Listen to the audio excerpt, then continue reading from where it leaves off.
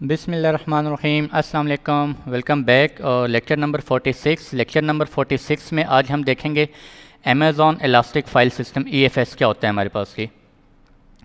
Actually ये topic मुझे कुछ पहले डिस्कस करना चाहिए था, थोड़े से लेट हो गए, ठीक है, बल कोई बात नहीं, अभी पहुंच गए हैं। तो इलास्टिक फ़ाइल सिस्टम हमारे पास क्या होता है जी, एक फ़ाइल सिस्टम होता है, आप कह लें कि एक स्टोरेज है, ठीक है। जिस तरह हम लोगों ने स्टडी किया था, EBS स्टडी किया था, एक स्टोरेज होता है हमारे पास, S3 स्टडी किया था, इसी तरह एक हमारे पास इलास्टिक फ़ाइल सिस्टम भी स्टोरेज होता है, ठीक है जी। क्या होता है, कैसे यूज़ होता है, ये सारा डिटेल से भी देखेंगे। और नेक्स्ट लेक्चर जो है वो इंशाल्लाह मैं सोच रहा हूँ वो डिफरेंसेस इसके डिस्क्राइब करूँ, EFS elastic file system, EBS elastic block storage और S3 सिंपल स्टोरेज सर्विस। इन तीनों स्टोरेजेस पे मैं आपको डिफ्रेंशिएट करके बताऊंगा किसको कहाँ कब कैसे यूज़ करते हैं, ठीक है। तो आज के लेक्चर में हम देखते हैं जी इलास्टिक फ़ाइल सिस्टम क्या होता है और कब यूज़ करते हैं। Amazon EFS provides simple, scalable, elastic file storage for use with AWS cloud services and on-premises resources. AWS के ऊपर हमारे पास जो EFS जो है वो सिंपल है, स्केलेबल है और इलास्टिक फाइल स्टोरेज सर्विस है।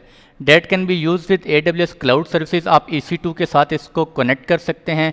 एंड इसका एक और एज है, वो क्या बेनिफिट है कि आप इसको ऑन प्रेमिसेस जो आपके सर्वर्स हैं उनके साथ भी कनेक्ट कर सकते हैं। हालांकि अभी तक हमने EBS देखा था और S3 स्टोरेज सर्विस देखी थी, उनको हम ऑन प्रेमिसेस के साथ कनेक्ट नहीं कर सकते, जबकि EFS को हम ऑन प्रेमिसेस के साथ भी कनेक्ट कर सकते हैं। एक स्टोरेज सर्वर है सिंपल, ठीक है जी, स्टोरेज सर्विस है। It is easy to use and offers a simple interface that allows you to create and configure file systems quickly and easily.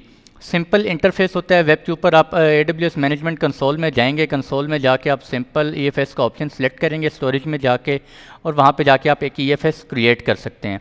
उसके बाद हम इस EFS को डिफरेंट EC2 इंस्टांसेस के ऊपर माउंट करवा सकते हैं। वन बाय वन अभी डिटेल से मैं आपको चीज़ें बताता हूँ। AWS EFS is build to elastic scale on demand without disrupting application growing and shrinking automatically. अच्छा, EFS का हमारे पास सबसे बड़ा एडवांटेज क्या जी, EFS का जो है वो हमें साइज़ डिस्क्राइब नहीं करना पड़ता, अनलिमिटेड स्टोरेज है। EBS में क्या होता है, EBS में आपको साइज़ डिफाइन करना पड़ता है पहले, ठीक है, कि आप किसी भी EC2 इंस्टांस के साथ जब EBS अटैच करते हैं तो आप उसका साइज़ जो है वो डिफाइन करते हैं, either it is 30 GB, 40 GB, 50 GB और 100 GB, whatever according to your environment, ठीक है। इसी तरह S3 के अंदर भी आपके पास मैक्सिमम फाइल साइज़ आप कितने 5 TB की फ़ाइल अपलोड कर सकते हैं S3 के अंदर। लेकिन EFS के अंदर हमारे पास कोई लिमिट नहीं है, अनलिमिट है, ठीक है, अनलिमिटेड। मींस आपने इलास्टिक फाइल सिस्टम एक बनाना है, एक फाइल सिस्टम क्रिएट करना है, उसके बाद आप इसको किसी भी EC2 इंस्टांस के साथ अटैच कर देंगे, ठीक है। उसका साइज़ बिल्कुल नहीं होगा, कितना साइज़ होगा वो मैं आपको थोड़ा सा आगे जाके लैब में दिखाता हूँ। अनलिमिटेड साइज़ होता है हमारे पास, ठीक है जी। और आप अब जब अनलिमिटेड साइज़ आप इलास्टिक फाइल सिस्टम बनाएंगे, क्रिएट करेंगे, और जब आप अटैच करेंगे तो आपको बिलिंग फिर कैसे होगी, क्योंकि ये तो अनलिमिटेड है। तो बिलिंग आपको जी जितना आप यूज़ करते हैं उतनी आपको बिलिंग होगी, ठीक है जी। अगर आप 5 GB यूज़ कर रहे होंगे तो 5 GB की बिलिंग हो रही होगी, अगर आप 10 GB यूज़ कर रहे हैं तो आपको 10 GB की बिलिंग हो रही होगी, ठीक है। अगर आपकी एप्लीकेशन उनका कोई बैकअप के लिए आपने लगाया हुआ, ये लॉग फाइल के लिए या वट एवर किसी पर्पज़ के लिए आपने EFS यूज़ किया हुआ, स्टोरेज के अंदर आप कुछ स्टोर कर रहे हैं, तो जैसे जैसे आपकी एप्लीकेशन का डाटा बढ़ता जाएगा इसका साइज़ ऑटोमेटिकली बढ़ता जाएगा, ठीक है जी। 10 GB होगा, 15 GB होगा, 20 GB, जैसे जैसे साइज़ बढ़ता जाएगा ये अनलिमिटेड स्टोरेज होगा। साइज़ इसका बढ़ता जाएगा, आपने उसी के अकॉर्डिंगली इसकी बिलिंग करनी होगी, ठीक है। अगर आपका साइज़ डिक्रीज़ होगा तो ऑटोमेटिकली ये नहीं होगा कि आपको साइज़ मैनुअली डिक्रीज़ करना पड़ेगा EFS स्टोरेज का, इसका साइज़ ऑटोमेटिकली खुद से क्या होता जाएगा, डिक्रीज़ होता जाएगा। आपकी एप्लीकेशन है वो कुछ अर्सा पहले तक 15 GB डाटा कंज्यूम कर रही थी, अब वो जो है 5 GB डाटा कंज्यूम कर रही है, तो ऊपर वाला जो 10 GB है वो ऑटोमेटिकली क्या हो जाएगा, डिक्रीज़ हो जाएगा और आपको 5 GB की बिलिंग देनी पड़ेगी। As a regional service Amazon जो है EFS जो है वो रीजनल सर्विस है, ठीक है जी। हाईली ड्यूरेबल है, हाईली अवेलेबल है और ड्यूरेबिलिटी है, ठीक है। Storing data redundantly across multiple availability zones. EFS जो है इसका जो EFS स्टोरेज सर्विस है इसके ऊपर जो डाटा पड़ा होता है वो डिफरेंट मल्टीपल अवेलेबिलिटी जोन्स में क्या हो रहा होता है, कॉपी हो रहा होता है, ठीक है। ये सर्विस जो है वो मल्टीपल अवेलेबिलिटी जोन्स में कॉपी हो रहा होता है इसका, यानी कि इसका डाटा। EBS में क्या होता है, EBS का रिडंडेंट नहीं होता, रिडंडेंट होता है लेकिन आपका एक अवेलेबिलिटी जोन के अंदर ही आपका डाटा कॉपी हो रहा होता है EBS का, ठीक है। अगर इन केस आपका एक अवेलेबिलिटी जोन डाउन हो जाता है तो आपका पूरे का पूरा EBS क्या हो जाएगा, डाउन हो जाएगा। जबकि EFS में ऐसा नहीं होता। EFS की multiple copies different availability zones में पड़ी होती हैं। अगर इन केस आपका एक अवेलेबिलिटी जोन डाउन हो जाता है तो दूसरे अवेलेबिलिटी जोन से आप EFS को एक्सेस कर सकते हैं। अगर आपने 5 अवेलेबिलिटी जोन्स में EFS क्रिएट किया है तो अगर आपके 4 अवेलेबिलिटी जोन भी डाउन हो जाते हैं तो रिडंडेंट पर्पज़ के लिए अगर आपने 5 में क्रिएट किया था तो 4 भी डाउन हो जाते हैं तो एक के अंदर आपका स्टिल EFS आप वहाँ से एक्सेस कर सकते हैं, ठीक है जी। जबकि EBS में ऐसा नहीं होता। तो EFS जो है वो ज़्यादा रिडंडेंट है। You can mount your Amazon EFS file systems on your on premises data center as well via NFS protocol. अगर आप ऑन प्रिमिसेस डाटा सेंटर आपके पास पड़े हुए हैं ऑन प्रिमिसेस में, तो उसके साथ अगर आप EFS अपना फाइल सिस्टम जो है वो कनेक्ट करना चाह रहे हैं स्टोरेज को, तो आप कर सकते हैं। उसके 2-3 मेथड होंगे हमारे पास। एक तो आप डायरेक्ट कनेक्ट से कनेक्ट कर लें, ठीक है। डायरेक्ट कनेक्ट आई थिंक मैंने आपको अभी तक नहीं पढ़ाया, मुझे लगता है, हाँ नहीं पढ़ाया शायद, ठीक है, वो भी इंशाल्लाह पढ़ा दूंगा। डायरेक्ट कनेक्ट के साथ आप कर सकते हैं, या आप VPN कनेक्शन इस्टेब्लिश कर सकते हैं, site to site VPN connection establish करें और उसके थ्रू भी आप ऑन प्रिमिसेस से अपने Amazon VPC के अंदर जो आप EFS क्रिएट करेंगे उसको कनेक्ट कर सकते हैं। जब आप EFS क्रिएट करते हैं तो उसको एक IP असाइन होता है, ठीक है, वो मैं आपको दिखाऊंगा अभी जाके, प्राइवेट IP असाइन हो रहा होता है। You can mount your EFS file system on on-premises servers to migrate data sets to EFS और बैकअप्स। अच्छा, EFS वही बता चुका हूँ, ऑन प्रिमिसेस के अंदर आप EFS फाइल सिस्टम को माउंट कर दें, ठीक है, और आपके ऑन प्रिमिसेस में जितने भी आप चाह रहे हैं कि लॉग फाइल्स हैं या कोई बैकअप्स हैं, वो बैकअप्स आप क्लाउड पे सेव करना चाह रहे हैं, ठीक है, तो वो आप कर सकते हैं। EFS के बेनिफिट्स क्या हैं जी? सिंपल वेब इंटरफेस है, सिंपल आप मैनेजमेंट कंसोल में जाएंगे, वहाँ से जाके क्रिएट करेंगे और EFS को आप क्रिएट करेंगे। अच्छा जी, तो सॉरी मुझे वीडियो पॉज करनी पड़ गई थी, एक इशू आ गया था। तो EFS जो है वो हम एक फ़ाइल सिस्टम की बात कर रहे थे। EFS फाइल सिस्टम होता है जिसे कि हम क्विकली और ईज़िली जो है वो क्रिएट कर सकते हैं वेब मैनेजमेंट कंसोल के थ्रू, और multiple Amazon EC2 instances and non premises server can simultaneously access and Amazon EFS file system. तो मैं आपको बता रहा था EC2 इंस्टांसेस और ऑन प्रिमिसेस सर्वर जो है वो भी साइमल्टेनियसली EFS फाइल सिस्टम को एक्सेस कर सकते हैं। EBS के बारे में हमने पढ़ा था, EBS जिस अवेलेबिलिटी जोन में पड़ा हुआ हो उसी अवेलेबिलिटी जोन में आपका EC2 इंस्टांस एक्सेस कर सकता है उस EBS को, जबकि EFS में ऐसा नहीं है। EFS आपका एक अवेलेबिलिटी जोन में पड़ा हुआ है, ठीक है जी, और आप किसी दूसरे अवेलेबिलिटी जोन के EC2 इंस्टांस से इस EFS को एक्सेस कर सकते हैं, EFS फाइल सिस्टम को एक्सेस कर सकते हैं, ठीक है। आप कह सकते हैं कि EFS फाइल सिस्टम जो है वो एक शेयर्ड स्टोरेज सर्विस है, आप कह सकते हैं, ठीक है। Amazon EFS provides the capacity you need when you need it without having to provision storage in advance. आपको एडवांस में कोई असाइन नहीं करना पड़ता EFS का साइज़, जस्ट आप क्रिएट करते हैं और इसको EC2 इंस्टांस के ऊपर माउंट कर सकते हैं। You pay for what you use with no minimum commitments और अपफ्रंट फीस, मैं आपको ऑलरेडी बता चुका हूँ। Amazon EFS provides a simple and secure way to move data from existing on-premises or in cloud file system with the ability to copy files and directory that speeds up to 5x faster than standard Linux copy tools, ठीक है जी। बहुत ही fast speed है, up to 5x मतलब 5 times faster speed है इसकी EFS की। और अच्छा, एक और बात बताता चलूँ कि EFS जो है हम इसको विंडोज़ EC2 इंस्टांसेस के साथ कनेक्ट नहीं कर सकते, ठीक है।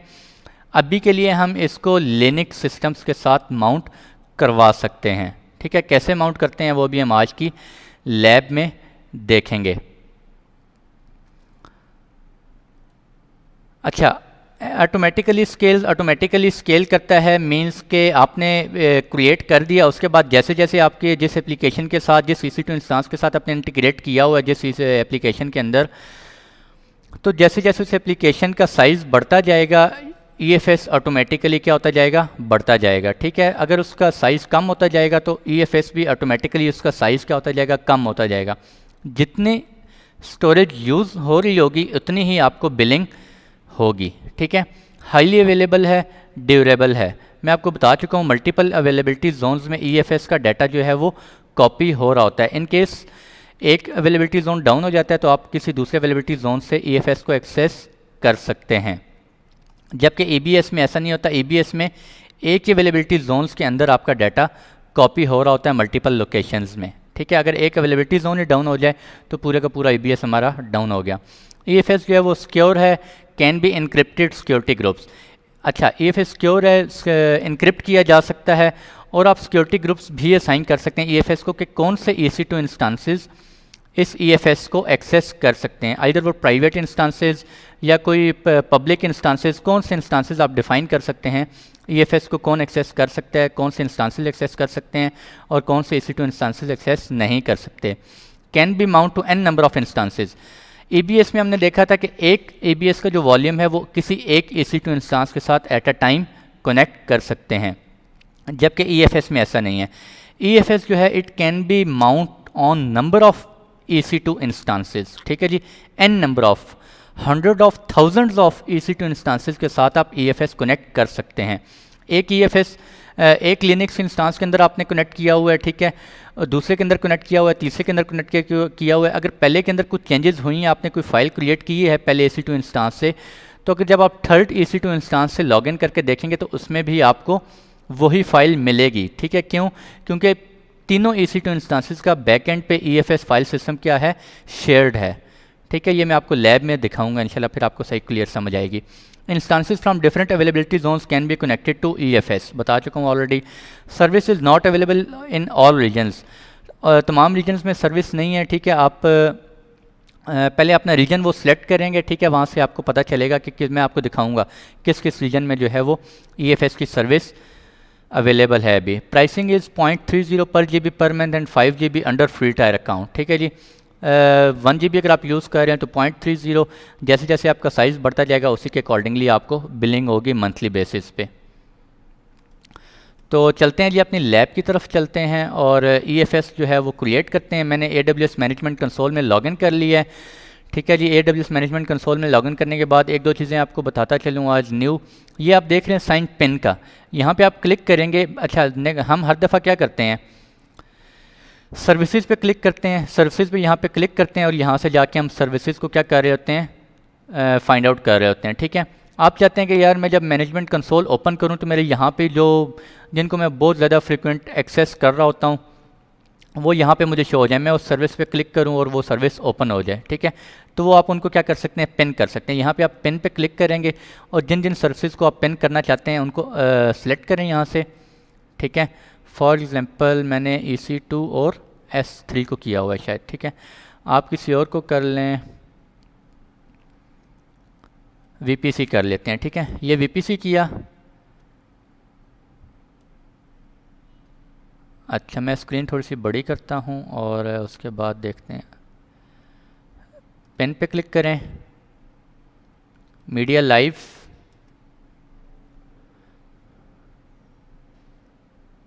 क्या हो गया भाई, pen to customize one click navigation shortcut simply drag your services to and from the menu bar above. अच्छा जी, इसको अबव करेंगे। VPC फॉर एग्जांपल हम करना चाह रहे हैं, ठीक है जी। किधर गया, ये VPC है हमारा, इसको यहाँ से ड्रैग करेंगे और इसको ऊपर ले जाएंगे, ठीक है। ये देखें ऊपर लेके जा रहे हैं और यहाँ पे जाके क्या कर देंगे, ड्रैग एंड ड्रॉप करेंगे, ठीक है। ये आपका VPC आ जाएगा, ठीक हो गया। तो सिंपल इस तरह से आप ड्रैग एंड ड्रॉप करके ऊपर जो आपकी पिन करना चाहते हैं पिन कर सकते हैं, ठीक है। और अभी चलते हैं हम अपनी सर्विस के अंदर, सर्विस पे क्लिक करते हैं और यहाँ पे आप इसको स्क्रॉल डाउन करेंगे, स्क्रॉल डाउन करेंगे। ये स्टोरेज में हम S3 देख चुके हैं, ग्लेशियर देख चुके हैं, स्टोरेज गेटवेज देख चुके हैं, EFS हमारा रह गया है। EFS के ऊपर आप क्लिक करेंगे। जब EFS के ऊपर क्लिक करेंगे तो यहाँ पे आप पहले रीजन सेलेक्ट करें। रीजन में देखें अगर आप, तो सिर्फ ये वाले रीजन्स हैं जो आप शो हो रहे हैं, बाकी जो हैं वो ग्रेड आउट हुए हुए हैं, इनके अंदर EFS की सर्विस अवेलेबल नहीं है, ठीक है। तो नॉर्थ वर्जीनिया पे EFS की सर्विस अवेलेबल है। Amazon EFS file system provides file storage for use with your EC2 instances, ठीक है। आप EC2 इंस्टांसेस के अंदर इनको माउंट कर सकते हैं। फाइल सिस्टम क्रिएट करते हैं जी, किसके अंदर आप क्रिएट करना चाह रहे हैं, कौन से VPC के अंदर आप, अगर आपका कोई डिफ़ाइन आपने किया हुआ VPC क्रिएट किया हुआ है उसके अंदर करना चाह रहे हैं। मैं डिफ़ॉल्ट के अंदर VPC के अंदर अभी EFS को क्रिएट करना चाह रहा हूँ, ठीक है। अच्छा, इस रीजन के अंदर मेरे पास नॉर्थ वर्जीनिया रीजन के अंदर मेरे पास कितने अवेलेबिलिटी जोन्स हैं जी, 6 अवेलेबिलिटी जोन्स हैं।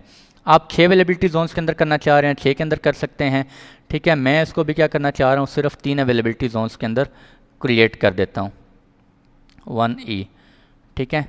1A 1B और 1C भी चलें कर लेते हैं जी। ठीक है जी, 3 अवेलेबिलिटी जोन्स के अंदर मैं क्रिएट करना चाह रहा हूँ।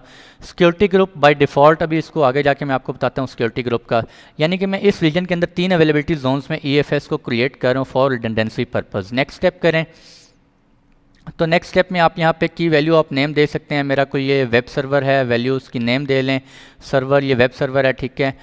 कोई और की वैल्यू जो भी आप ये टैगिंग आप कर सकते हैं, यानी कि टैगिंग मैंने आपको बताई हुई है। आप बता सकते हैं कि यार मेरे 3 वेब सर्वर हैं, उन तीनों का यहाँ पे दे दें, web server 1, web server 2, web server 3, तीनों की यहाँ पे वैल्यू आप ऐड करते जाएं। ठीक है जी, आप टैग्स ऐड कर सकते हैं और आप ताकि आपको पता चल रहा होगा ये वाला EFS इन 3 वेब सर्वर्स के साथ कनेक्ट है। अगर आपके इन्वायरमेंट में मल्टीपल वेब सर्वर चल रहे हैं, ठीक है, और डिफरेंट वेब सर्वर के साथ डिफरेंट EFS कनेक्टेड है, तो आप यहाँ पे टैगिंग कर सकते हैं। आपको मैंने अच्छी तरह बताया हुआ है टैगिंग का। जनरल पर्पज़ यूज़ करना चाह रहे हैं या मैक्सिमम इनपुट आउटपुट के लिए, अगर आपके थाउजेंड्स ऑफ EC2 इंस्टांसेस हैं तो फिर आप मैक्सिमम इनपुट आउटपुट यूज़ करेंगे। अगर नॉर्मल थोड़े इंस्टांसेस हैं तो फिर आप जनरल पर्पज़ अभी के लिए यूज़ कर सकते हैं। बर्स्टिंग प्रोविजन इनको जो है वो फॉर एग्जाम्पल अभी बाय डिफ़ॉल्ट लेने दें, इनको हम डिटेल में बाद में जाके देखेंगे। इनक्रिप्ट करना चाह रहे हैं, ठीक है जी, enable encryption of data address, आपका डाटा जो भी EFS के अंदर पड़ा हो वो इंक्रिप्टेड फॉर्म में रखना चाह रहे हैं तो आप इस ऑप्शन को चेक कर सकते हैं। मैं भी इंक्रिप्टेड नहीं करना चाह रहा। नेक्स्ट करते हैं जी, और create file system. File system अभी हमारा क्रिएट हो जाएगा और ये थोड़ा सा टाइम लेगा फाइल सिस्टम क्रिएट होने में।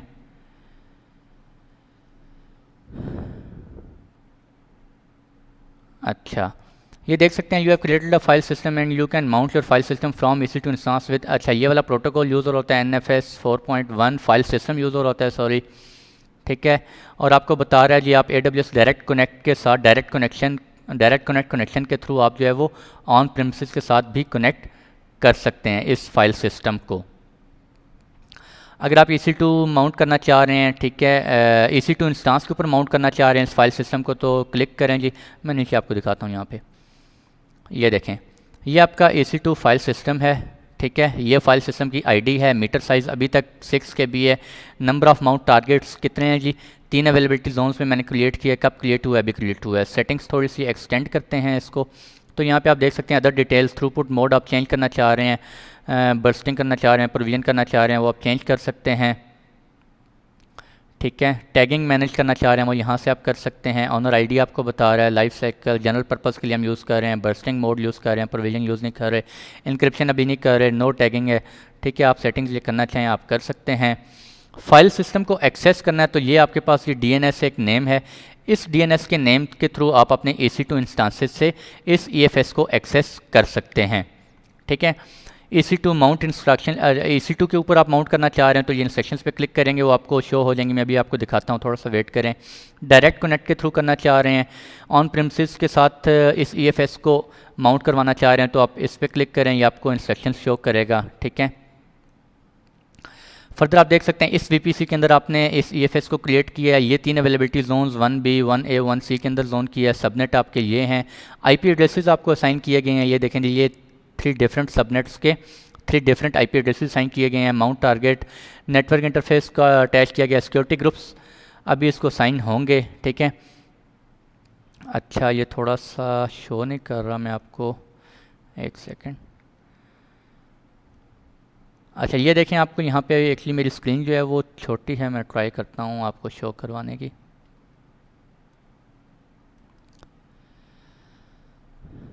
मैं आपको दिखाता हूँ,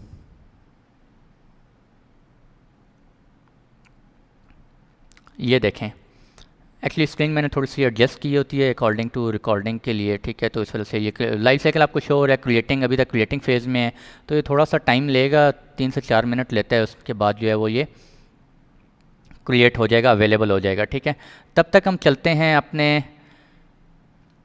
हम करते हैं EC2 इंस्टांसेस क्रिएट करते हैं, ठीक है, जिससे हम इस EFS को एक्सेस कर रहे होंगे। तो चलते हैं जी वापस हम,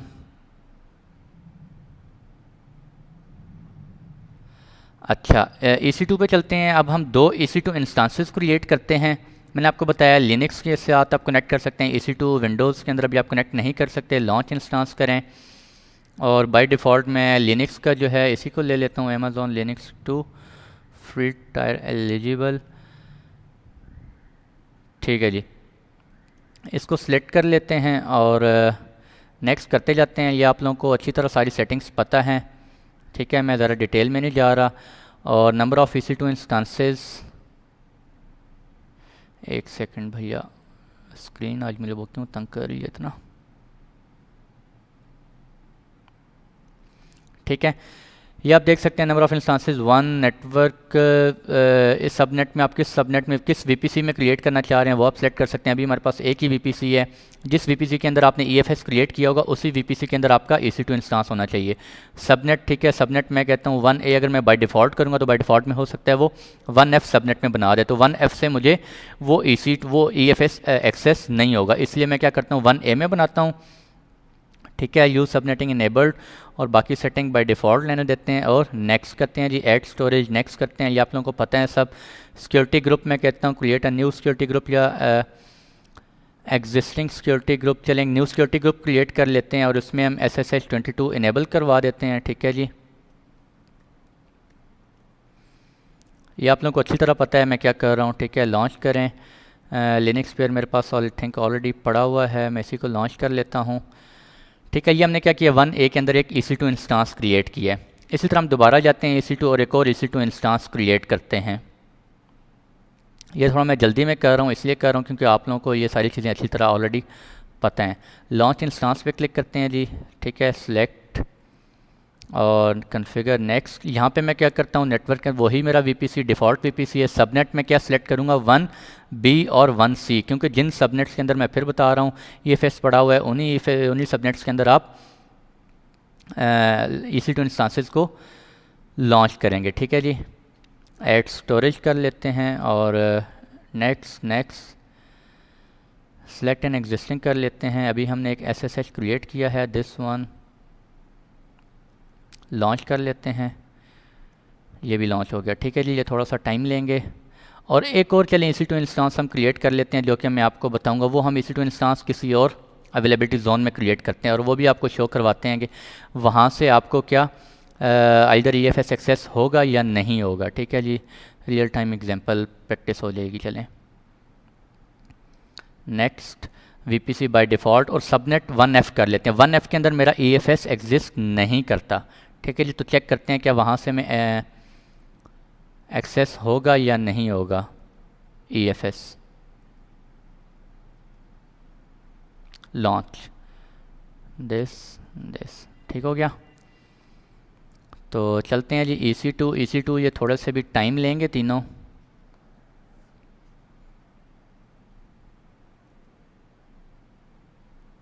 अच्छा, ये थोड़े से टाइम लेंगे, ये भी तीनों, दो रनिंग मोड में, एक पेंडिंग मोड में है। तब तक हम ज़रा EFS पे चलते हैं अपने और EFS में जाके देखते हैं कि आइदर हमारा EFS क्रिएट हुआ है या नहीं हुआ, ठीक है जी। तो ये देखें जी, यहाँ पे क्लिक करते हैं, इसको ओपन करते हैं और ज़रा स्क्रॉल डाउन करते हैं और ये देखें आपको शो हो रहा है EFS आपका क्रिएट हो गया, अवेलेबल है। सिक्योरिटी ग्रुप कौन सा है जी, सिक्योरिटी ग्रुप उसको F2C4 हुआ है साइन, ठीक है। क्या मतलब है सिक्योरिटी ग्रुप का, क्या मतलब है, यानी कि ये एज अ फायरवॉल एक्ट करेगा इस EFS के लिए। इस EFS को कौन एक्सेस कर सकता है, वो इस security group F2C4 security group के अंदर सेटिंग्स डिफाइन हुई हैं, इनबाउंड और आउटबाउंड, ठीक है जी। तो हम ज़रा सिक्योरिटी ग्रुप में जाके देखते हैं कि इस F2C4 के अंदर क्या डिफाइन हुआ है। तो यहाँ से हम सिक्योरिटी ग्रुप एक्सेस करते हैं अपना और सिक्योरिटी ग्रुप्स में जाते हैं हम। अच्छा, ये वाला जी F2C4, ठीक है। इस F2C4 में हम जाके देखते हैं हमारा इनबाउंड और आउटबाउंड क्या है। इनबाउंड क्या है हमारा RDP3389, जो कि गलत है, ठीक है। इसको हम चेंज करेंगे। चेंज करने के लिए हम क्या करेंगे, इसकी एडिट में जाते हैं, एडिट सेटिंग में, और यहाँ पे हम इसको NFS जो है वो अलाउ करवाएंगे। ये NFS है हमारे पास। NFS किस पोर्ट पे काम कर रहा होता है, 2049, ठीक है। अगर आप इसको कस्टम करना चाह रहे हैं फ्रॉम एनीवेयर, कोई भी सोर्स करें तो वो भी आप कर सकते हैं, या अगर आप इसको डिलीट करें तो यहाँ पे ये देखें आपको सिक्योरिटी ग्रुप नज़र आ रहा है। आप चाह रहे हैं, आप पब्लिक सबनेट्स को सिर्फ एक्सेस करवाना चाह रहे हैं या प्राइवेट सबनेट्स को एक्सेस करवाना चाह रहे हैं, तो आप वो प्राइवेट ग्रुप के जो सिक्योरिटी ग्रुप होगा आप वो सिक्योरिटी ग्रुप यहाँ पे मेंशन कर सकते हैं, ठीक है। अगर आप प्राइवेट सबनेट्स को एक्सेस करना चाहते हैं तो जो प्राइवेट सबनेट्स का सिक्योरिटी ग्रुप है वो सिक्योरिटी ग्रुप आप यहाँ पे इंटर करेंगे, ठीक है जी। तो आपका क्या हो जाएगा, ये EFS जो है सिर्फ उन सबनेट, उन EC2 इंस्टांसेस को ही एक्सेसिबल होगा, उसी सबनेट को एक्सेसिबल होगा, ठीक है। तो अभी के लिए हम क्या करते हैं, 0.0 यानी कि इसको कोई भी एक्सेस कर सकते हैं, और मैं इसको क्या कर देता हूँ, सेव कर देता हूँ, ठीक है। आउटबाउंड और ट्रैफिक रहने दें, ठीक है जी। अच्छा, अब हम जाके देखते हैं F2C4। अच्छा, ये मैंने कर दिया है। इनबाउंड मैंने क्या कर दिया है, इनबाउंड यानी कि उस EFS के लिए जो सिक्योरिटी ग्रुप है वो क्या है, इनबाउंड क्या कर रहा है, 2049 पे जो ट्रैफिक आ रही है सिर्फ उसी को क्या करेगा, अलाउ करेगा, ठीक है। अब हम दोबारा EC2 इंस्टांसेस पे जाते हैं और ये हमारा 1A ये 2x2 चेक हो गए हैं, और हम इस EC2 इंस्टांस को ज़रा चेक करते हैं।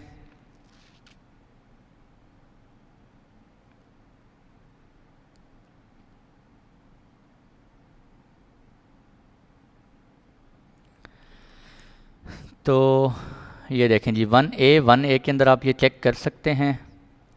2x2 चेक्स कंप्लीट हो गए हैं। तो हम ज़रा इसको कनेक्ट करने की कोशिश करते हैं। इसका पब्लिक IP जो है वो हम कॉपी कर लेते हैं और पुटी ओपन करते हैं।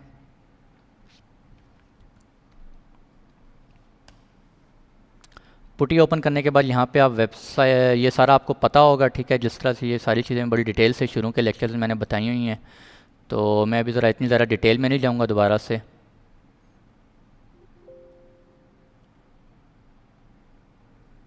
ये मुझे एक्सेस हो गया है, ठीक है। ये कैसे एक्सेस होता है अगर आपको समझ नहीं आ रही तो मेरा पीछे वाला लेक्चर एक लिनक्स का है जिसमें हमने EC2 का लिनक्स इंस्टांस क्रिएट किया था, उसे जाके आप देख सकते हैं, ठीक है। sudo su इसको मैं कर लेता हूँ, रूट से लॉगिन कर लेता हूँ, मैं रूट में चला जाता हूँ, ठीक है। ये मैं रूट में आ गया और अब जाके हम देखते हैं, अब हम क्या करना चाहते हैं, EFS को एक्सेस करना चाहते हैं। तो EFS को हम एक्सेस कैसे करेंगे, आप दोबारा क्या करें, इसमें जाएं, सर्विसेज, EFS को एक्सेस करें, वहाँ पे जाके इंस्ट्रक्शंस नोट करें कि आपने EFS को कैसे माउंट करवाना है, ठीक है जी। यहाँ पे आप स्क्रॉल डाउन करें तो ये आपको शो कर रहा है Amazon EC2 माउंट इंस्ट्रक्शंस, ठीक है। ये देखें, ये सारा आप डिटेल से पढ़ सकते हैं। सबसे पहले आप क्या करेंगे, अगर Amazon लिनक्स इंस्टांस से आप कनेक्ट किए हुए हैं तो ये वाली कमांड रन करेंगे। ये क्या करेगा, EFS माउंट हेल्पर एक इंस्टॉल कर देगा, EFS माउंट हेल्पर, ठीक है जी। अगर आप Ubuntu या एंटरप्राइज रेड हैट लिनक्स वगैरह कर रहे हैं तो आप ये वाली कमांड्स रन करेंगे, ठीक है। मैं भी क्या कर रहा हूँ, Amazon लिनक्स यूज़ कर रहा हूँ, तो मैं इस कमांड को क्या करूँगा, रन करूँगा, ठीक है जी। कॉपी कर लेते हैं और ये इंस्टॉलेशन कंप्लीट हो गई, इसने कर ली, ठीक है। ये आप डिटेल से पढ़ सकते हैं, ठीक है। आपको सारी एक एक सिंपल समझ आता जाएगा, कोई बड़ी रॉकेट साइंस नहीं है। अच्छा, आप इसको कहाँ पे माउंट करवाना चाह रहे हैं EFS को, मैं क्या करता हूँ, एक डायरेक्टरी क्रिएट कर लेता हूँ, sudo मैं मेक डायरेक्टरी EFS, एक डायरेक्टरी क्रिएट कर लूँगा, ठीक है जी। EFS की एक डायरेक्टरी क्रिएट हो जाएगी। ये देखें, EFS की एक डायरेक्टरी क्रिएट होगी मैंने, और उसके ऊपर अब मैं क्या करूँगा, इस इस EFS को क्या करूँगा, माउंट करवाऊँगा। पहले मैं आपको एक और चीज़ दिखवा लूँ, DF-H करें तो हम क्या देख सकते हैं, यहाँ पे हम एक अपना हार्ड डिस्क का साइज़ देख सकते हैं, ठीक है जी। मेरा अभी तक मेरे पास कितना साइज़ है ये आप चेक कर सकते हैं। EC2 का जो मेरा बाय डिफ़ॉल्ट होता है वो कितना होता है, 8 GB होता है। ये 7 GB आप देख रहे हैं जो कि असाइन हुआ है, और बाकी ये कुछ डिवाइड हुआ हुआ है। ये कहाँ पे माउंट हुआ हुआ है, /dev/xvd है। जब आप लिनक्स इंस्टांस इंस्टॉल कर रहे होते हैं तो वहाँ पे आप देख सकते हैं वो /dev/xvd के ऊपर रूट डायरेक्टरी इंस्टॉल कर रहा होता है, ठीक है। अभी यहाँ पे देखें, आपको EFS कोई नज़र नहीं आ रहा। मैं अभी EFS के ऊपर क्या करूँगा, माउंट करवाऊँगा, ठीक है। तो यूज़ दिस हमने कर लिया, एक डायरेक्टरी क्रिएट कर ली। अगर आप using the mount EFS mount help करना चाह रहे हैं, ठीक है, आप ये कर सकते हैं। इंक्रिप्शन करना चाह रहे हैं, ठीक है, ये कर सकते हैं। NFS क्लाइंट के थ्रू करना चाह रहे हैं तो आप क्या करेंगे, ये करेंगे, दिस, ठीक है। ये सारा आप डिटेल से पढ़ सकते हैं, एक एक चीज़ यहाँ पे लिखी हुई है। मैं इसको Ctrl+C करूँगा और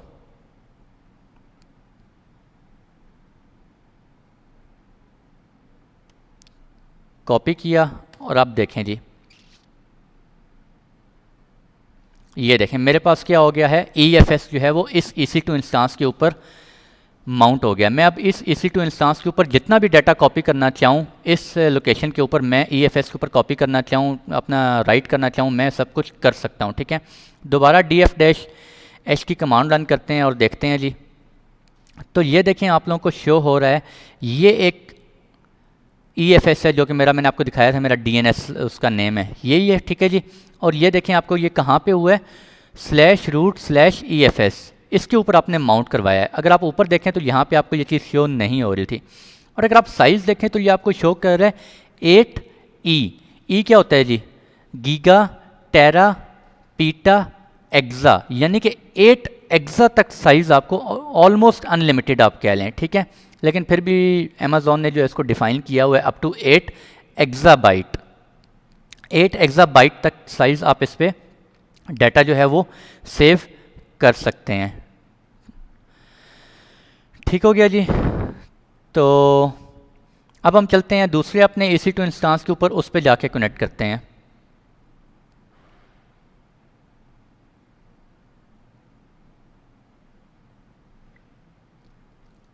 EC2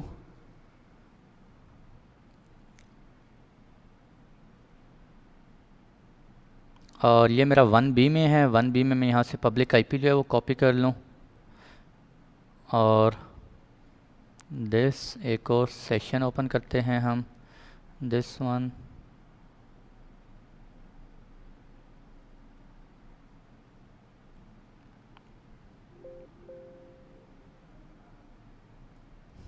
EC2-user,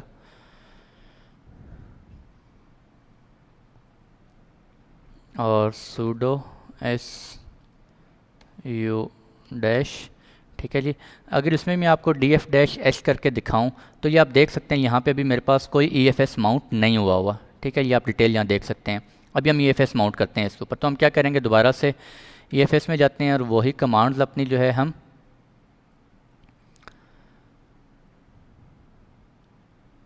EFS में आ गए, और यहाँ पे आके हमने ये देखें, ये मेरा DNS नेम है जो कि वहाँ पे माउंट हुआ था। ठीक है, दोबारा से मैं ये यूटिलिटी पहले इंस्टॉल कर लेता हूँ।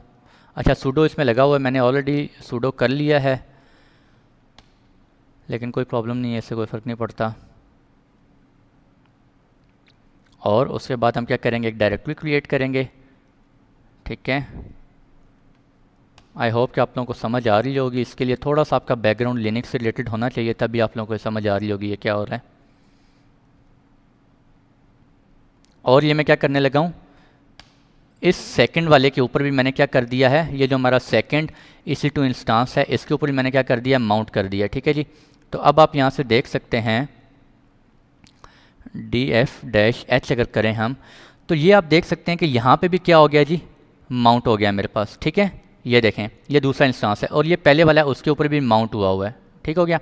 अब मैं पहले वाले EC2 के ऊपर जाता हूँ, और मैं जाके क्या करता हूँ, cd EFS हमने डायरेक्टरी क्रिएट की थी, उस डायरेक्टरी के अंदर हम जाते हैं और ls करते हैं। वहाँ पे आप देख सकते हैं उस डायरेक्टरी के अंदर कुछ भी नहीं पड़ा हुआ। ठीक है, इसी तरह मैं इसके अंदर भी आता हूँ, इस डायरेक्टरी के अंदर आता हूँ, ls करते हैं, और यहाँ पे भी देखें कुछ भी नहीं पड़ा हुआ। ठीक है, मैं यहाँ पे एक फ़ाइल क्रिएट करता हूँ, touchUITA.txt। ठीक है, एक txt फाइल में। अब ये देखें, अब जब मैं ls करूँगा तो यहाँ पे इस EFS की डायरेक्टरी के अंदर एक फ़ाइल पड़ी हुई है, और वो फाइल मैंने कहाँ पे बनाई है, वो फाइल मैंने EFS के अंदर बनाई है, और EFS के ऊपर मैंने क्या माउंट किया हुआ है, मैंने EFS माउंट किया हुआ है। यानी कि EFS क्या एक शेयर्ड फाइल स्टोरेज है, जो डाटा इस EFS के अंदर, इस EFS के अंदर पड़ा होगा, वही डाटा मेरा जहाँ पे भी EFS माउंट किए हुए हैं उन सब के अंदर वो डाटा पड़ा होना चाहिए। ठीक है, तो यहाँ पे ये आ गया। तो अब मैं यहाँ पे अगर ls करूँ तो ये वाली फ़ाइल जो है uita.txt, ये फ़ाइल इस EC2 इंस्टांस के अंदर भी होनी चाहिए। तो ये देखें जी, यहाँ पे भी आ गई है। ठीक है, अगर मैं यहाँ पे कोई फ़ाइल क्रिएट करता हूँ, txt कह लें जी, test.txt कर लेते हैं। ठीक है, अब अगर मैं दोबारा करता हूँ ls, तो ये देखें मेरे पास यहाँ पे 2 फाइल्स सेव हो रही हैं। अब अगर मैं दोबारा यहाँ पे जाऊँ अपने पहले सर्वर पे, वहाँ से अगर मैं ls करूँ तो यहाँ पे भी देखें जी मेरे पास कितनी फ़ाइल सेव हो रही हैं, शो हो रही हैं, 2 फाइल्स शो हो रही हैं। तो यहाँ से आप इमेजिन कर सकते हैं, इमेजिन नहीं कर सकते बल्कि ये रियल में होते हैं भैया, EFS जो है वो क्या होता है हमारे पास शेयर्ड ड्राइव होती है एक किस्म की, आप कह लें, ठीक है। आप लाजमी नहीं है कि EFS फोल्डर क्रिएट करेंगे उसी के ऊपर माउंट करवाएंगे। आप इस वेब सर्वर के, आप सर्वर के अंदर अपाचे सर्वर इंस्टॉल करें, कोई वेब सर्वर इंस्टॉल करें, उसके वार में www.root में जाएं, ठीक है जी। वहाँ पे जाके भी उसके ऊपर भी जाके आप अपने वेब सर्वर के ऊपर भी जाके इस EFS को माउंट करवा सकते हैं। उस वेब सर्वर के अंदर, फॉर एग्जांपल उस वेब सर्वर के अंदर कोई वेबसाइट है, उसके ऊपर यूज़र्स डिफरेंट लोकेशन से आते हैं, अपना डाटा अपलोड करते हैं, बहुत मल्टीपल लोकेशन से आते हैं, पूरे वर्ल्ड वाइड से आते हैं, ठीक है, और आके अपना डाटा अपलोड करते हैं। तो आप उस अपाचे यानी कि वेब सर्वर के अंदर आप इस EFS को माउंट करवा सकते हैं, ठीक है। तो ये आपने देख लिया भैया, और सिंपल था। इसके अलावा चलें मैं आपको एक और चीज़ दिखाता चलूँ कि जो हमने थर्ड EC2 इंस्टांस क्रिएट किया था वो हमने कौन से अवेलेबिलिटी जोन में किया था, F में, यानी कि उस अवेलेबिलिटी जोन में हमारे पास EFS नहीं है। तो क्या हम वहाँ से एक्सेस कर सकते हैं या नहीं कर सकते, तो ये भी देख लेते हैं।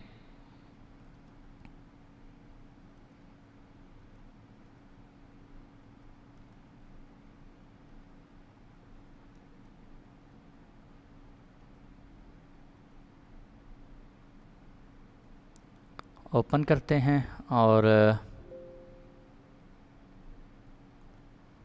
EC2 डैश यूज़र करते हैं इसको, sudo su डैश रूट में चले जाते हैं, और रूट में जाके हम दोबारा से फिर वही कमांड एक्सेस करने की, यहाँ से चले मैं कॉपी करने की कोशिश करता हूँ। ये पहले हम इंस्टॉल कर लेते हैं इसको।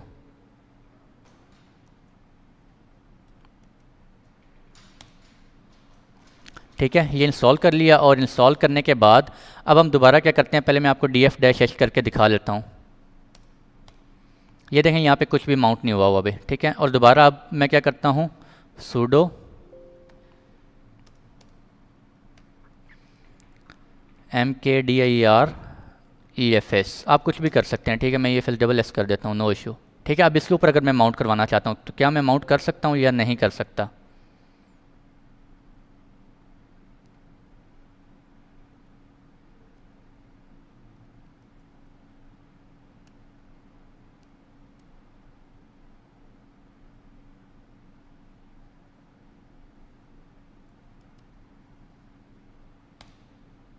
ये देखें, ये आपको क्या कह रहा है, mount point EFS does not exist, यानी कि इस पे आप माउंट यहाँ पे नहीं करवा सकते।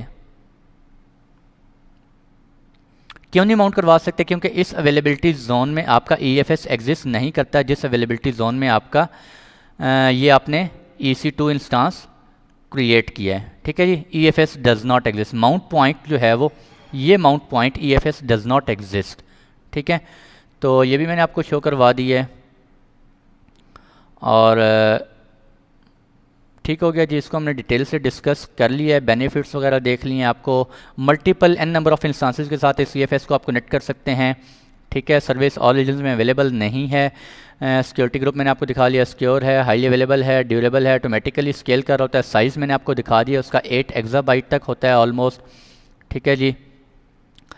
और इसके बाद अगर आप डिलीट करना चाह रहे हैं, इसको डिलीट कर सकते हैं, ठीक है। ये देखें 3 अवेलेबिलिटी जोन्स में हमने क्रिएट किया हुआ है, और अब आप इसको अगर डिलीट करना चाह रहे हैं, आप सिंपली डिलीट कर सकते हैं। एक्शन में जाएंगे और अच्छा, मैनेज फाइल सिस्टम एक्सेस अगर आप मैनेज करना चाह रहे हैं तो आप ये कर सकते हैं। कुछ सिक्योरिटी ग्रुप आप चेंज करना चाह रहे हैं, आप वो कर सकते हैं। ये देखें, मैंने कोई और सिक्योरिटी ग्रुप क्रिएट किया है, मैं यहाँ से कैंसिल करूँगा और यहाँ पे मैं कोई और सिक्योरिटी ग्रुप, ये देखें मैंने ऐसे किया, मुझे 2 सिक्योरिटी ग्रुप शो कर। आप कौन सा वाला कनेक्ट करना चाह रहे हैं वो आप कनेक्ट करवा सकते हैं यहाँ पे, ठीक है। और इसके अलावा आप क्या कर सकते हैं जी, बैक कैंसिल, और ये आपने सेलेक्ट किया। एक्शन में जाके टैग मैनेज कर सकते हैं, थ्रूपुट मोड चेंज कर सकते हैं। फाइल सिस्टम को डिलीट करना चाह रहे हैं, आप डिलीट कर सकते हैं, ठीक है। आपको ये फाइल सिस्टम यहाँ पे इसकी आईडी जो है वो एंटर करना पड़ेगी,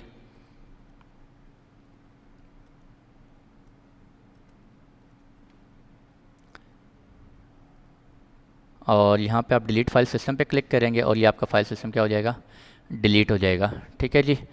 तो EFS को आज हमने डिटेल से देखा है।